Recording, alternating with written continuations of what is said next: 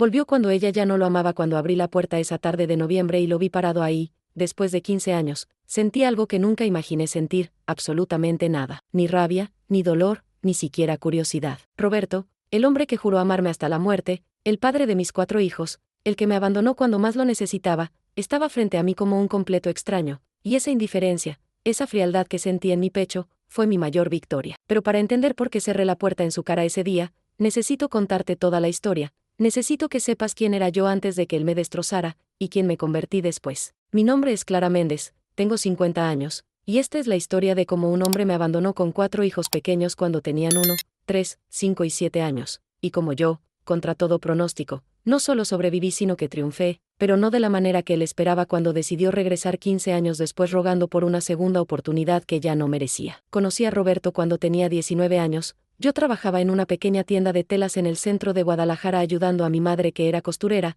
Él entró un día buscando tela para que su madre le arreglara unos pantalones. Era guapo, de sonrisa fácil, con ojos color café que parecían brillar cuando me miraba. No fue amor a primera vista sino algo mejor, fue amistad primero. Roberto volvió a la tienda una semana después, luego otra y otra, siempre con excusas tontas: que su madre necesitaba botones, que buscaba hilo de color específico, que quería preguntar sobre el precio de no sé qué cosa. Mi madre, que no era tonta, me miraba con esa sonrisa cómplice que tienen las madres cuando saben que un muchacho está interesado en su hija. Empezamos a salir 3 meses después con caminatas por el parque, helados los domingos, conversaciones que duraban horas sentados en una banca. Él trabajaba como mecánico en un taller, no teníamos dinero pero teníamos sueños. Hablábamos de casarnos, de tener hijos, de construir una vida juntos. Me casé con él cuando tenía 22 años en una boda sencilla en la iglesia del barrio con apenas 30 invitados. Mi vestido era de segunda mano arreglado por mi madre. Pero cuando Roberto me miró ese día y dijo acepto, yo era la mujer más feliz del mundo. Los primeros años fueron difíciles económicamente, pero éramos felices.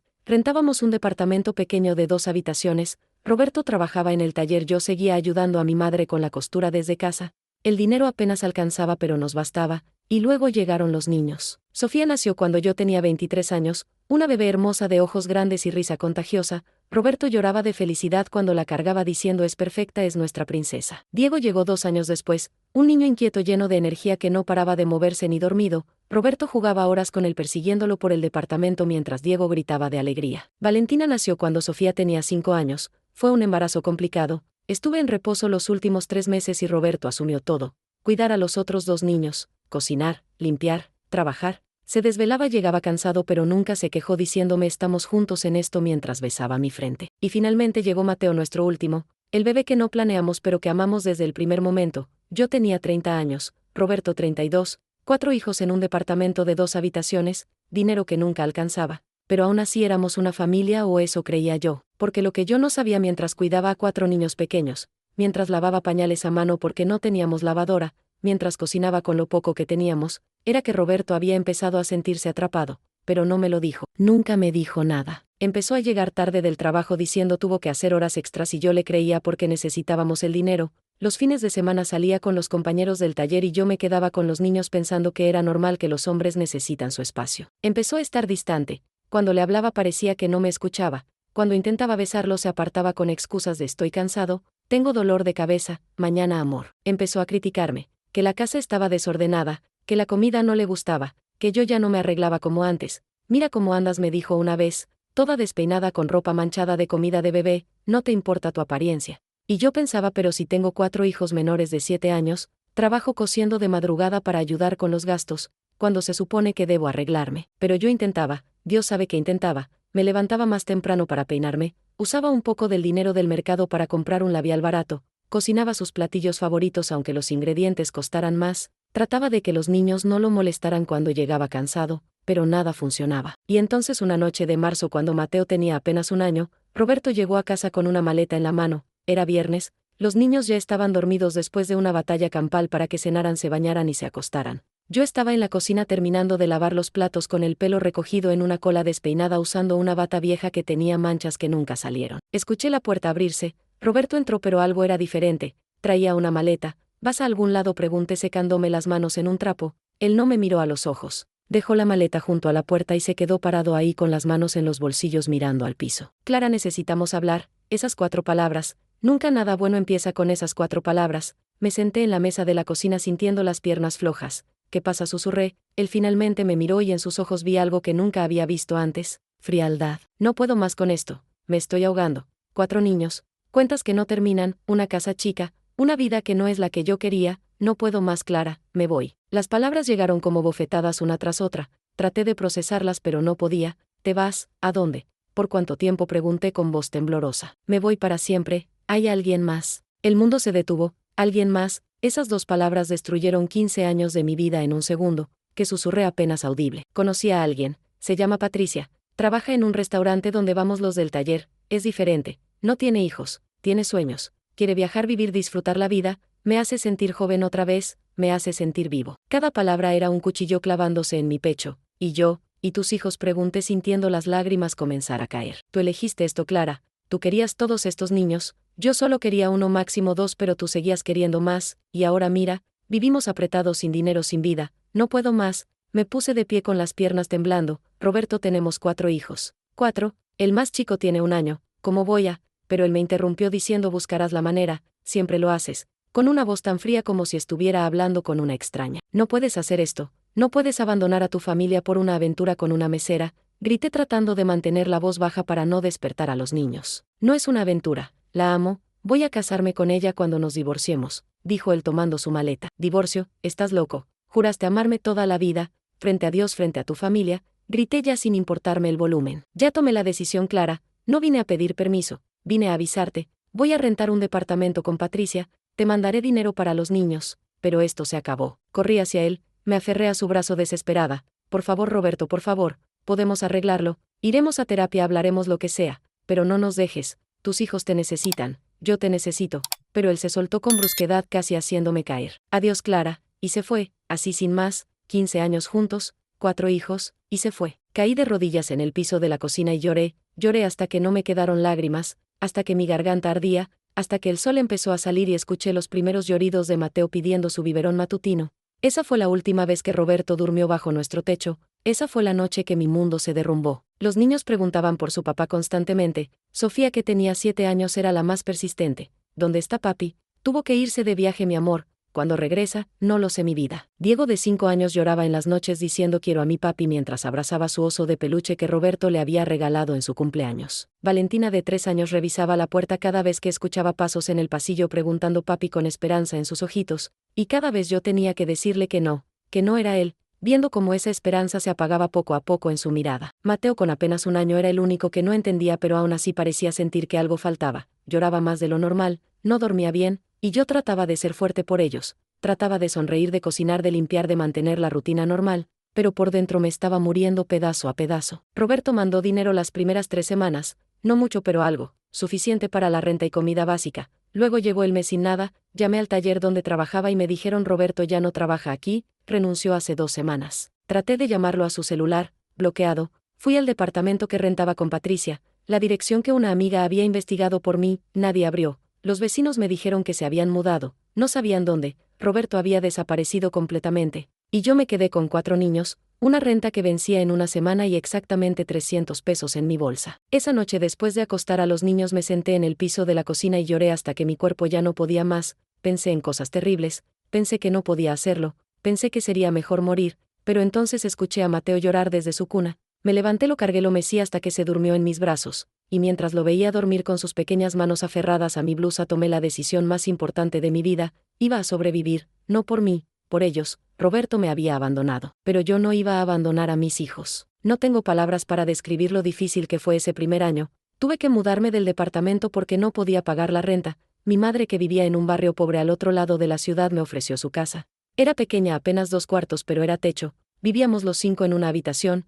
los niños dormían en un colchón en el piso. Yo dormía con Mateo en una cama individual que chirriaba cada vez que me movía. Busqué trabajo, pero ¿quién contrataría a una mujer de 30 años sin estudios con 4 niños pequeños? Encontré trabajo limpiando casas, 6 días a la semana de 7 de la mañana a 3 de la tarde, pagaban poco pero era algo. Mi madre cuidaba a los niños mientras yo trabajaba, ella misma apenas podía caminar por la artritis, pero lo hacía por nosotros. Llegaba a casa exhausta, los niños corrían hacia mí gritando mami, yo los abrazaba, fingía estar bien, les preguntaba sobre su día, luego preparaba una cena simple, frijoles, tortillas, lo que hubiera, los bañaba, les leía cuentos que inventaba porque no teníamos libros, los acostaba, y cuando finalmente todos dormían sacaba mi máquina de coser vieja y trabajaba hasta las 2, 3 de la mañana haciendo arreglos para vecinas que me pagaban unos pesos. Dormía 3, 4 horas por noche, y los fines de semana cuando otros niños iban al parque con sus papás mis hijos me veían coser, planchar, cocinar en grandes cantidades para congelar y tener comida para la semana. Sofía, mi niña de 7 años, empezó a ayudarme,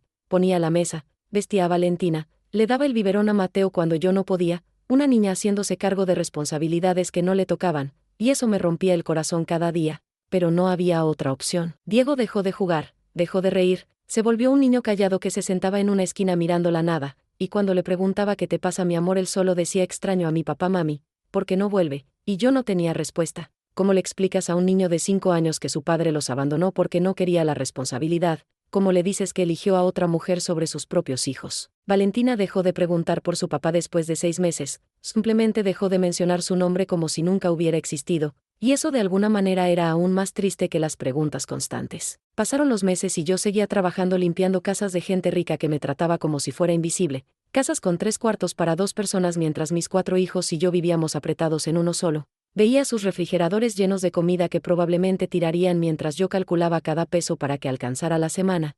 Escuchaba a las señoras quejarse de que su esposo llegó tarde a cenar mientras yo hubiera dado cualquier cosa por tener un esposo que al menos regresara a casa. Pero seguía adelante porque esa es la única opción que tenía, seguía levantándome a las 5 de la mañana, seguía trabajando hasta la madrugada, seguía fingiendo que todo estaba bien frente a mis hijos mientras por dentro me desmoronaba. Y entonces una tarde mientras limpiaba la casa de una señora especialmente difícil que siempre encontraba algo mal hecho, mientras estaba de rodillas tallando el piso del baño llorando en silencio porque mi espalda dolía tanto que apenas podía moverme, mientras pensaba esto es lo único que valgo, esto es lo que Roberto vio en mí, una sirvienta, Sofía llegó de la escuela con un papel en la mano. Era el Día de las Madres y habían hecho dibujos en clase, todos los niños dibujaron a sus familias, mamá, papá, hijos felices juntos, pero el dibujo de Sofía era diferente, ella me dibujó a mi enorme gigante con los 4 niños pequeñitos tomados de mi mano. Y abajo con su letra temblorosa de niña de 8 años había escrito mi mamá es mi héroe, ella es mamá y papá, lo hace todo sola, la amo. Me senté en el piso de esa casa ajena con el dibujo en mis manos y lloré,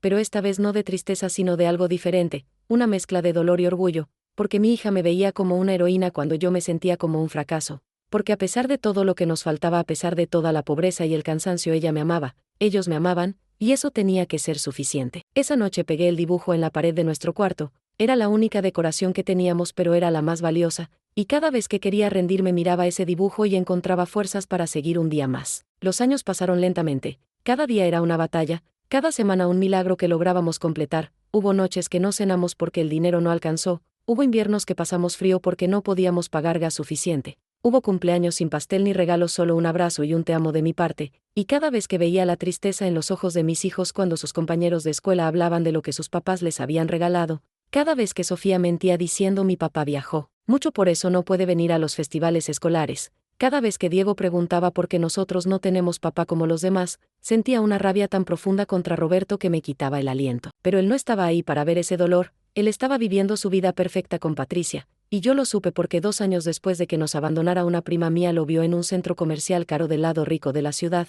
Iba con una mujer joven arreglada llena de bolsas de tiendas caras, se veían felices tomados de la mano riendo, mientras yo estaba usando la misma ropa gastada desde hacía 3 años y mis hijos tenían zapatos con agujeros que tapaba con cartón por dentro. La rabia que sentí ese día cuando mi prima me lo contó fue tan intensa que creí que me ahogaría. Él estaba comprando cosas caras, paseando feliz mientras sus hijos pasaban hambre, mientras yo trabajaba hasta romperme la espalda, mientras Sofía criaba a sus hermanos porque yo no podía estar presente, y él ni siquiera preguntaba por ellos, ni siquiera mandaba un peso. Simplemente nos había borrado de su vida como si nunca hubiéramos existido. Esa noche después de acostar a los niños hice algo que nunca había hecho, saqué de un cajón las pocas fotos que teníamos de Roberto con los niños, fotos de cuando eran bebés, cuando él los cargaba sonriente, cuando parecía amarlos, y una por una las rompí en pedazos pequeños mientras lloraba. Lloré por la familia que creí que teníamos, lloré por el hombre que creí que era, lloré por mis hijos que merecían un padre mejor, y cuando terminé de romper la última foto sentí algo extraño en mi pecho. No era paz exactamente, pero era algo parecido a aceptación.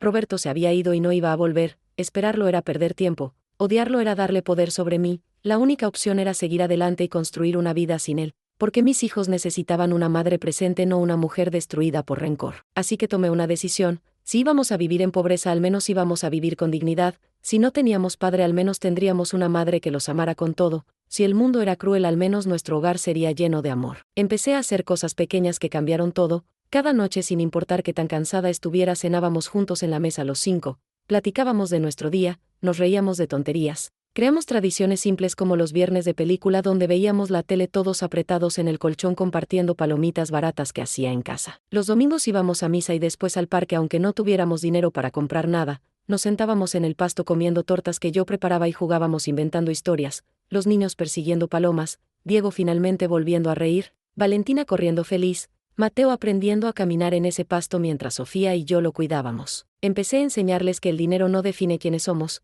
que ser pobre no significa ser menos, que el amor, la lealtad, el trabajo duro valen más que cualquier cosa material, y ellos lo entendieron de una manera que me sorprendió. Sofía, cuando tenía 10 años, me dijo un día: mamá, sé que somos pobres pero somos ricos en amor, y prefiero esto a tener dinero pero no tenerte, y lloré abrazándola porque mi niña a sus 10 años entendía más de la vida que su padre a sus 30 y tantos. Los años siguieron pasando, Sofía creció siendo una estudiante brillante a pesar de todo, se levantaba temprano para ayudarme antes de ir a la escuela, hacía la tarea bajo la luz tenue de una lámpara vieja, sacaba las mejores calificaciones de su clase no porque fuera fácil sino porque trabajaba el doble que los demás. Cuando cumplió 15 años lloró porque no pudo tener quinceañera como sus amigas, pero yo le hice un pastel simple, la llevé a cenar tacos a un puesto en la calle y le compré un vestido de segunda mano que arreglé para que le quedara perfecto, y ella me abrazó llorando diciendo: gracias mami, esto es mejor que cualquier fiesta cara porque lo hiciste tú. Diego encontró su escape en el fútbol, jugaba en la calle con otros niños del barrio con una pelota desinflada que había encontrado en la basura,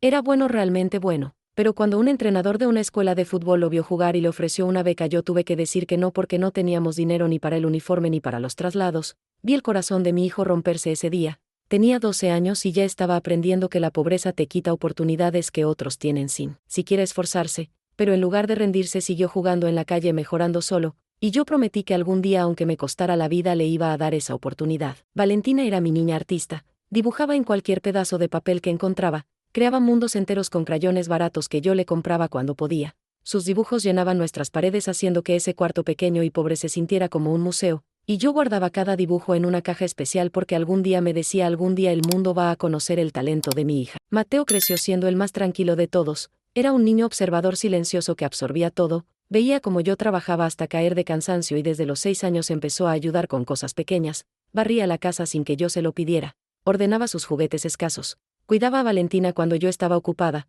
Cuando cumplió 8 años me dijo: mamá, cuando sea grande voy a trabajar mucho y te voy a comprar una casa grande para que descanses, y yo lloré porque mi bebé a sus 8 años ya estaba pensando en cuidarme cuando debería solo estar jugando siendo niño. Los 4 crecieron viendo mi sacrificio, viendo cómo trabajaba 3 empleos, viendo cómo lloraba cuando creía que estaban dormidos, viendo cómo me saltaba comidas para que ellos pudieran comer, y eso los marcó de una manera que nunca imaginé. Crecieron siendo agradecidos trabajadores empáticos, nunca pedían cosas que sabían que no podía darles. Cuando otros niños lloraban por juguetes caros, mis hijos estaban felices con lo poco que teníamos, y esa humildad, esa gratitud se convirtió en su mayor fortaleza. Pero hubo momentos oscuros que casi nos destruyen. Cuando Sofía tenía 14 años se enfermó gravemente, neumonía, el doctor dijo que necesitaba antibióticos caros y reposo. Yo no tenía dinero para los antibióticos y mucho menos podía faltar al trabajo. Tuve que elegir entre comprar medicinas o pagar la renta. Elegí las medicinas y nos desalojaron. Pasamos un mes viviendo en casa de una vecina que se apiadó de nosotros los 5 durmiendo en el piso de su sala mientras yo buscaba desesperadamente otro lugar.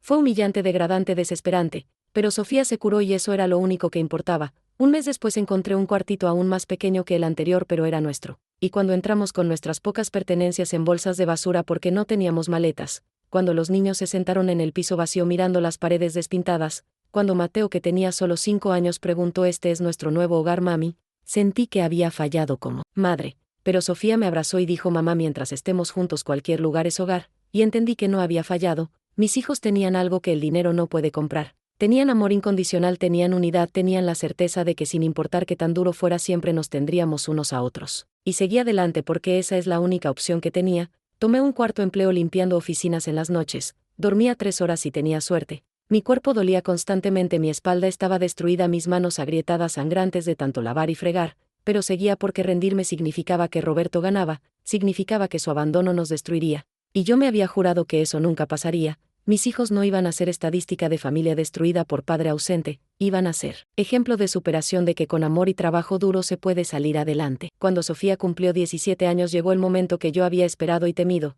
su graduación de preparatoria. Era la mejor estudiante de su generación, tenía beca para estudiar medicina en la universidad, mi niña iba a ser doctora, pero había un problema, necesitaba libros, uniformes, materiales que yo no podía pagar, la beca cubría la colegiatura pero nada más, y vi a mi hija brillante, trabajadora, merecedora de todas las oportunidades del mundo, a punto de perder su sueño por mí, incapacidad de proveer. Esa noche lloré como no había llorado en años, lloré de impotencia, de rabia, de vergüenza. Mi hija había trabajado tan duro, había sacado calificaciones perfectas, había ganado la beca por mérito propio y yo, su madre, no podía darle lo básico para que aprovechara esa oportunidad. Pero entonces pasó algo que nunca olvidaré. Sofía entró al cuarto donde yo estaba llorando, se sentó junto a mí, tomó mi mano y dijo: mamá, voy a trabajar medio tiempo y estudiar, voy a tardar más en terminar pero lo voy a lograr, tú ya hiciste suficiente por mí, ahora me toca a mí. Y yo quise decirle que no, que las madres se supone que proveen para sus hijos, no al revés, pero no pude porque tenía razón, ella estaba lista para tomar las riendas de su vida, así que tragué mi orgullo y la dejé. Sofía empezó a trabajar en un consultorio dental por las mañanas e iba a la universidad por las tardes,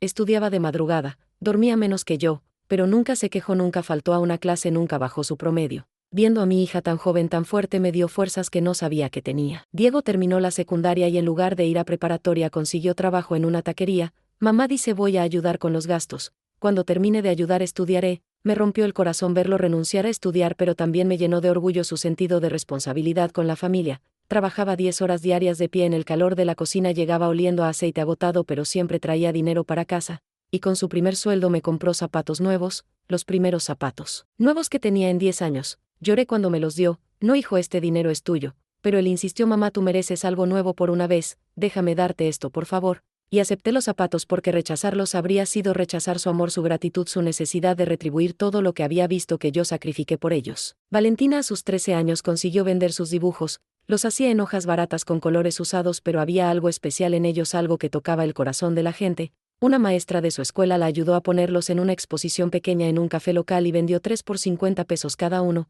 Llegó corriendo a casa con 150 pesos en la mano, más feliz de lo que la había visto en años. Mami, mira, gané dinero con mis dibujos, ¿puedo ayudar ahora? Y yo la abracé llorando, porque mis hijos a su corta edad ya entendían el valor del trabajo, del esfuerzo de contribuir a la familia. Mateo, el más pequeño, tenía 10 años cuando empezó a pedir permiso a los vecinos para hacer mandados. Iba al mercado por las señoras mayores, cargaba cosas pesadas para quien lo necesitara, ganaba propinas de 10-20 pesos que guardaba en un bote de lata, y una vez al mes me daba todo lo que había juntado para ayudar con la luz o el agua. Yo trataba de rechazarlo diciéndole que era su dinero, que lo guardara para él, pero él decía: no, mami, esto es para la familia, todos tenemos que ayudar. Y entendí que sin querer, sin planearlo, había criado no solo hijos sino aliados, compañeros de batalla que entendían que juntos éramos más fuertes. Así fuimos avanzando año tras año, todos trabajando, todos aportando, todos sacrificándonos, pero también todos amándonos, apoyándonos, celebrando cada pequeña victoria como si fuera enorme.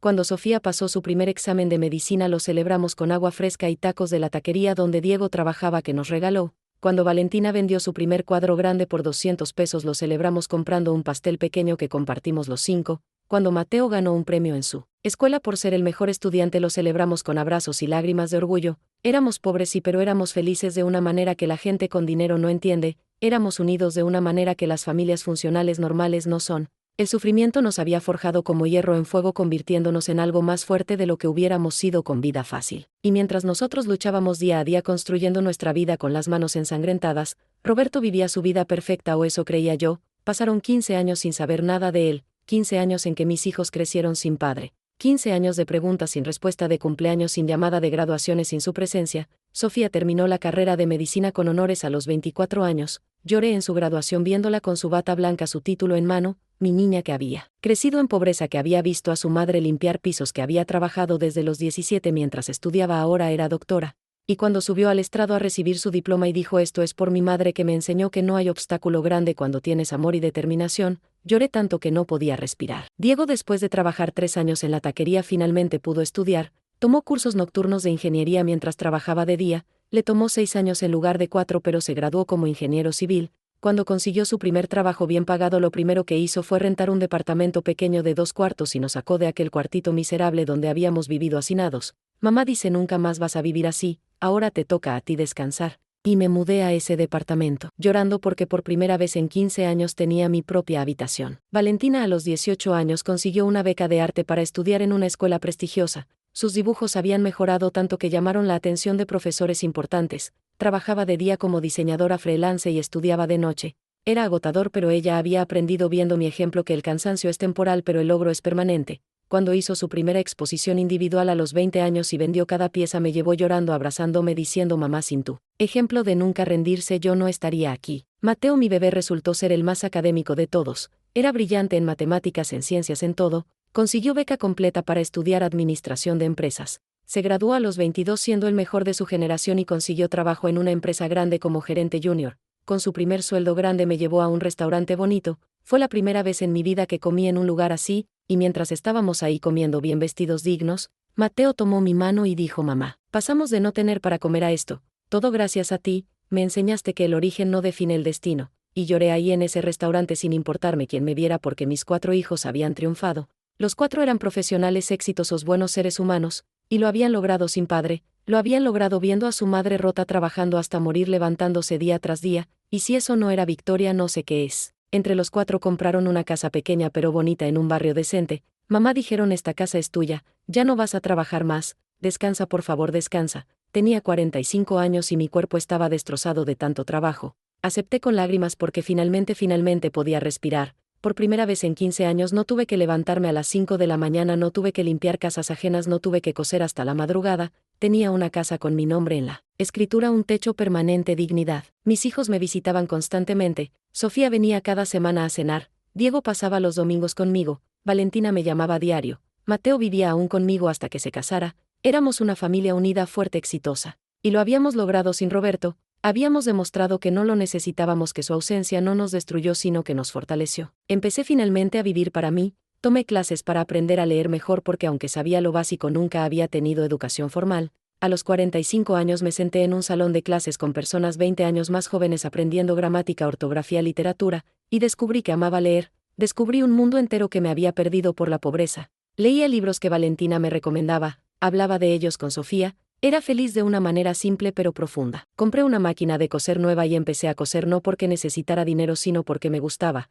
Hacía ropa para mis nietos porque ahora Sofía tenía 2 hijos, Diego 1 y Valentina estaba embarazada. Hacía vestidos bonitos con telas buenas sin prisa, sin presión, solo por el placer de crear, y la gente empezó a pedirme que les hiciera cosas pagando bien, así que sin planearlo tenía un pequeño negocio de costura. No porque lo necesitara sino porque me hacía feliz. Tenía clientes regulares, que apreciaban mi trabajo, que me trataban con respeto. Era dueña de mi tiempo, de mi vida finalmente. Cumplí 50 años rodeada de mis 4 hijos y 3 nietos. Hicieron una fiesta pequeña en mi casa, cocinaron ellos, decoraron bonito, me regalaron cosas que siempre había querido pero nunca pude tener, un televisor nuevo, ropa bonita, perfume caro. Me cantaron las mañanitas los 8, y mientras los veía a todos ahí sanos, felices, exitosos, pensé: lo logramos, sin padre, ausente, sin dinero, sin nada, logramos ser familia, logramos ser felices. Y sentí una paz que nunca había sentido, paz de saber que el abandono de Roberto no nos destruyó, paz de saber que yo sola con mis manos rotas y mi corazón destrozado saqué adelante a 4 hijos extraordinarios, paz de saber que ya no lo necesitaba, que ya no lo extrañaba, que ya no me dolía su ausencia porque habíamos construido una vida hermosa sin él. Y entonces una tarde de noviembre, 5 meses después de mi cumpleaños,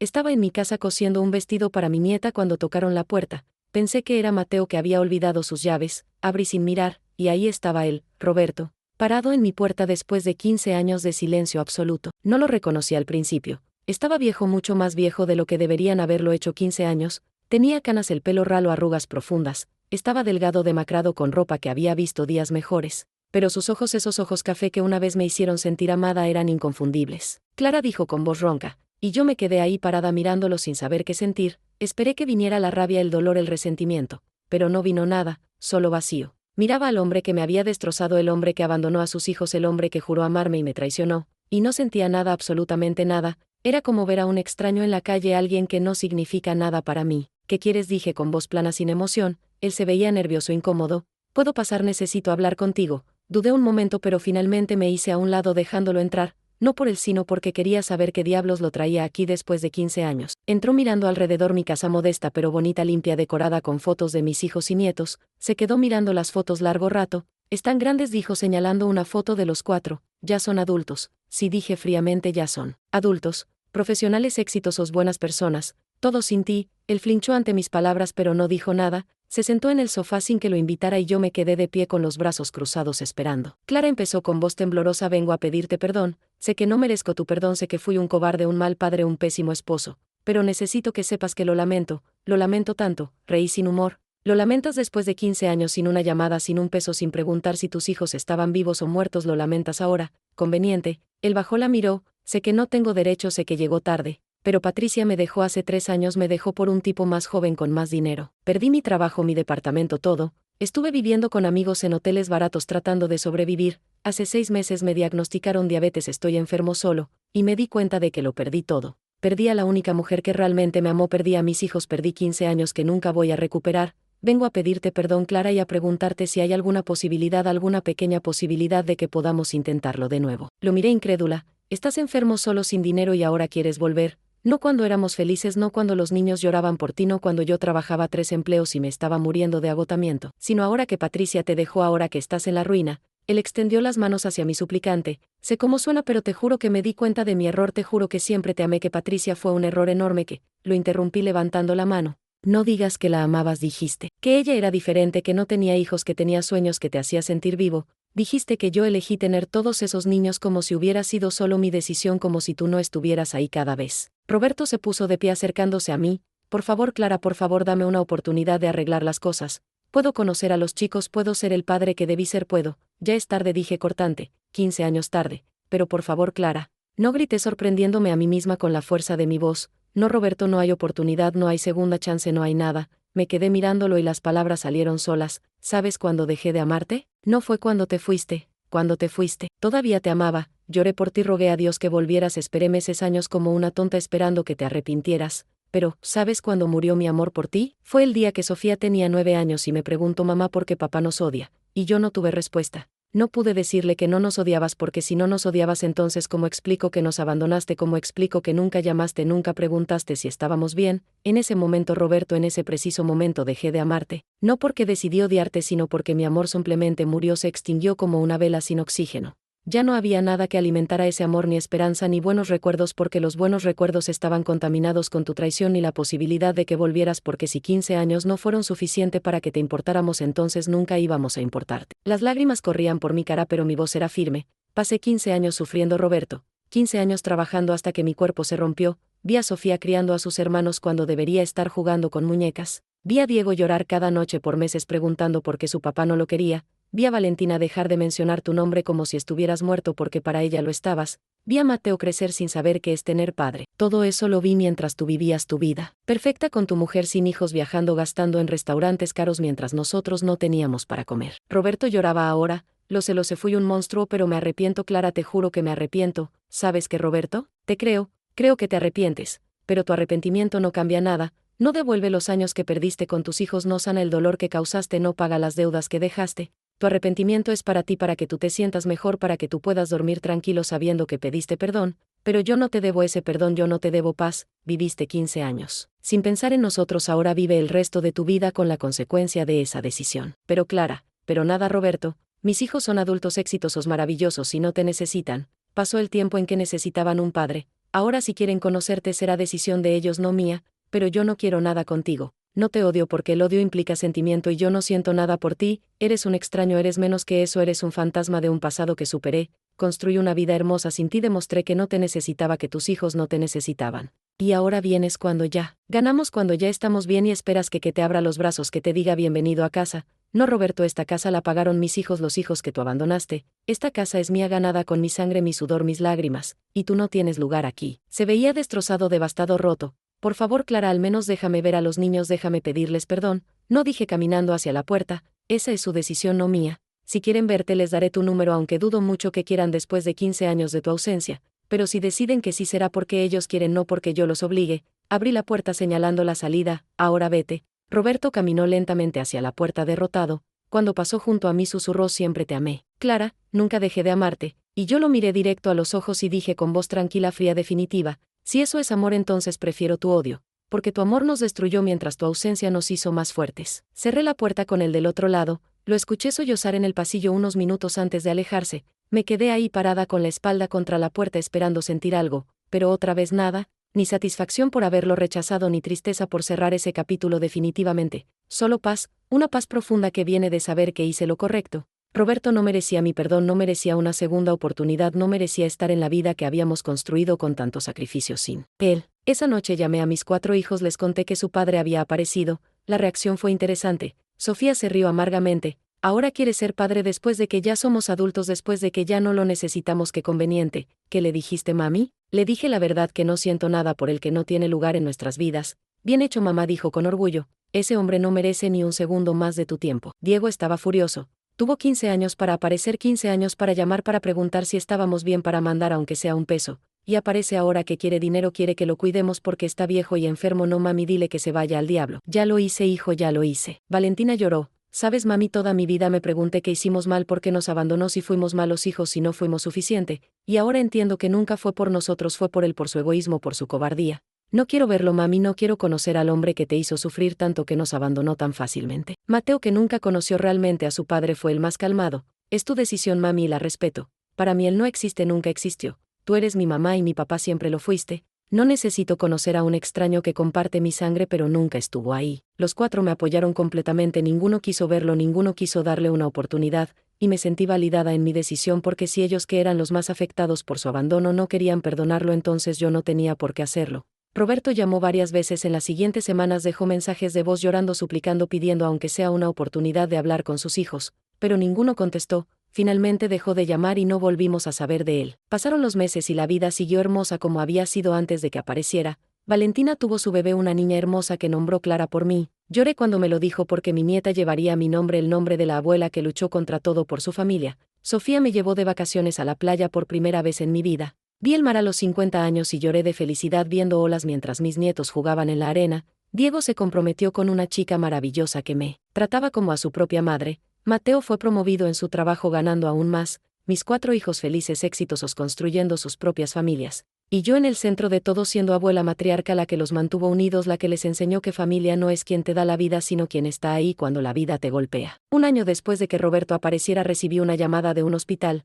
Su hermana me llamó para decirme que Roberto había muerto. Complicaciones de diabetes y depresión, dejó de cuidarse, básicamente se dejó morir. Murió solo en un hospital público sin nadie a su lado. Su hermana preguntó si quería ir al funeral, si los niños querían despedirse. Dije que preguntaría, pero ya sabía la respuesta. Les dije a los 4. Sofía dijo: no, mami, no voy a llorar a un hombre que nunca lloró por nosotros. Diego dijo que descanse en paz, pero lejos de mí. Valentina dijo: mamá, tú mereces ir si quieres despedirte, pero yo no puedo. Mateo dijo: ese hombre no fue mi padre, tú lo fuiste, no tengo nada que despedir. Y yo decidí no ir tampoco. Roberto había muerto para nosotros 15 años atrás cuando nos abandonó. Su muerte física era solo formalidad. No le debíamos lágrimas, no le debíamos duelo, no le debíamos nada. Vivió como quiso sin pensar en nosotros, ahora descansaba como decidió, también solo. Su hermana me dijo años después que en sus últimos meses Roberto hablaba solo de nosotros, de cómo se arrepentía, de cómo nos extrañaba, de cómo deseaba poder regresar el tiempo. Pero el tiempo no regresa y algunas decisiones no tienen vuelta atrás. Roberto eligió una vida sin nosotros y terminó muriendo solo, sin familia, sin amor, sin nada, mientras nosotros seguíamos vivos, unidos, fuertes, más familia que nunca. Hoy tengo 53 años, 5 nietos con un sexto en camino, una casa bonita donde mis hijos y nietos vienen cada domingo a comer, un negocio pequeño de costura que me da alegría y propósito, amistades de mi clase de lectura, una vida llena de amor y paz. Nunca me volví a casar, nunca busqué otra pareja porque no la necesitaba. Había aprendido que no necesito un hombre para ser completa, que una familia no requiere padres y tiene una madre fuerte. Mis hijos me dieron más amor del que Roberto jamás me dio. Mis nietos me llenan de alegría cada día, y cuando me miro al espejo veo a una mujer fuerte, una sobreviviente, una guerrera que peleó contra todo y ganó. A veces pienso en Roberto, me pregunto si en sus últimos momentos entendió la magnitud de lo que perdió. 4 hijos extraordinarios, una esposa que lo habría amado toda la vida, una familia que habría estado ahí en su vejez, en su enfermedad. Lo cambió todo porque por una aventura con una mujer que lo dejó cuando encontró algo mejor, por una vida sin responsabilidades que terminó siendo una vida vacía, sin propósito. Y pienso que la justicia existe no en forma de venganza, sino en forma de consecuencias naturales. Yo no tuve que vengarme de Roberto, la vida se encargó de eso. Él vivió sus últimos años solo, enfermo, lleno de arrepentimiento, mientras yo viví rodeada de amor, de familia, de la satisfacción de haber sacado adelante a 4 seres humanos increíbles. Y si pudiera hablar con Roberto una última vez, le diría esto: gracias. Gracias por abandonarnos, porque tu ausencia me obligó a ser más fuerte de lo que jamás creí posible. Gracias por irte, porque tus hijos aprendieron a valorar a quien se queda, no a quien promete. Gracias por demostrarme que no te necesitaba, que podía sola, que era suficiente. Tu abandono que debía destruirnos terminó siendo lo que nos forjó como acero en fuego, así que gracias Roberto por ser el peor esposo y el peor padre, porque eso me convirtió en la mejor madre que pude ser. Esta historia no es solo mía, es de todas las mujeres que fueron abandonadas con hijos, de todas las madres que trabajan triple turno, de todas las que se duermen llorando y se levantan sonriendo para sus hijos, de todas las que piensan que no pueden más pero siguen porque no hay opción. Quiero que sepas que si estás en esa situación ahora mismo, si un hombre te dejó con niños y crees que no vas a poder, escúchame bien, si vas a poder, no va a ser fácil, vas a llorar, vas a querer rendirte, vas a sentir que te mueres, pero vas a salir adelante porque no tienes opción, porque tus hijos te necesitan, porque eres más fuerte de lo que crees. Y un día en 10, 15, 20 años vas a mirar atrás y vas a ver todo lo que lograste y vas a entender que no necesitabas a ese hombre que te abandonó, que su ausencia no te destruyó sino que te reveló tu verdadera fuerza. Y si ese hombre vuelve cuando ya triunfaste, cuando ya no lo necesitas, cuando ya construiste una vida sin él, vas a sentir lo que yo sentí, nada, porque el amor que muere por abandono no resucita. Puede haber perdón eventualmente, pero nunca habrá vuelta atrás. Algunas puertas cuando se cierran para siempre, y está bien, no todas las historias necesitan final feliz de reconciliación. A veces el final feliz es cerrar la puerta en la cara de quien te lastimó y seguir adelante sin mirar atrás. Mis hijos son mi mayor logro, Sofía la doctora que salva vidas todos los días, Diego el ingeniero que construye puentes, Valentina la artista que llena el mundo de belleza, Mateo el empresario exitoso que da empleos. Los 4 buenas personas honestas, trabajadoras, empáticas, y cuando la gente me pregunta cómo los crié sola, cómo logré sacarlos adelante, les digo la verdad, no fue fácil, no fue bonito, no fue la vida que planeé, pero fue la vida que me tocó y decidí enfrentarla con todo lo que tenía. Trabajé hasta que mi cuerpo gritaba de dolor, lloré hasta quedarme sin lágrimas, seguí adelante cuando cada fibra de mi ser quería rendirse, y lo hice porque ellos me veían, porque sabía que si yo me rendía les enseñaba que está bien abandonar cuando las cosas se ponen difíciles, y yo no iba a darles esa lección. Les di la lección de que la familia se queda, de que el amor verdadero no abandona, de que las promesas se cumplen aunque cuesten todo. Hoy me siento en mi sala viendo fotos de mis hijos y nietos en las paredes,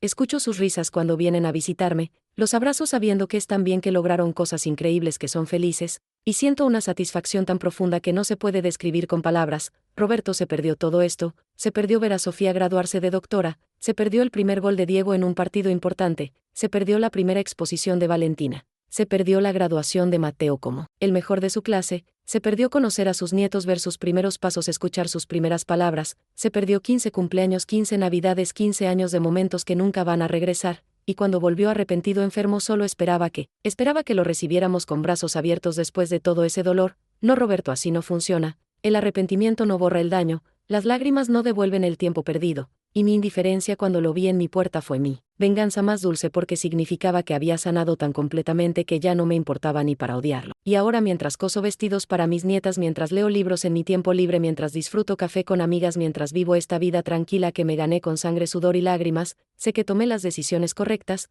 Cerrar la puerta fue lo correcto, no darle segunda oportunidad fue lo correcto, proteger a mis hijos de su falso arrepentimiento fue lo correcto, porque algunos hombres no merecen perdón, no porque el perdón sea malo, sino porque darles perdón sería validar su creencia de que pueden lastimar, abandonar, destruir y luego volver cuando les conviene, esperando que todo esté bien. No, Roberto, no está bien, nunca estuvo bien, nunca estará bien. Viviste tu vida, ahora nosotros vivimos la nuestra, y nuestra vida es hermosa, es plena, es llena de amor verdadero, no del amor condicional que tú ofrecías, el amor que prometiste hasta que se puso difícil, el amor que existía mientras éramos convenientes, mientras no requería sacrificio. Ese no es amor. Amor es lo que yo di a mis hijos. Amor es desvelarse trabajando para que coman, amor es llorar en secreto para que no te vean débil, amor es seguir cuando quieres morir, amor es quedarse cuando sería más fácil irse. Eso es amor, Roberto, y tú nunca lo tuviste. Así que esta es mi historia, la historia de cómo un hombre me abandonó con 4 hijos pequeños pensando que nos destruiría, y cómo yo convertí esa tragedia en triunfo, cómo tomé su abandono y lo usé como combustible para ser mejor, más fuerte, más decidida,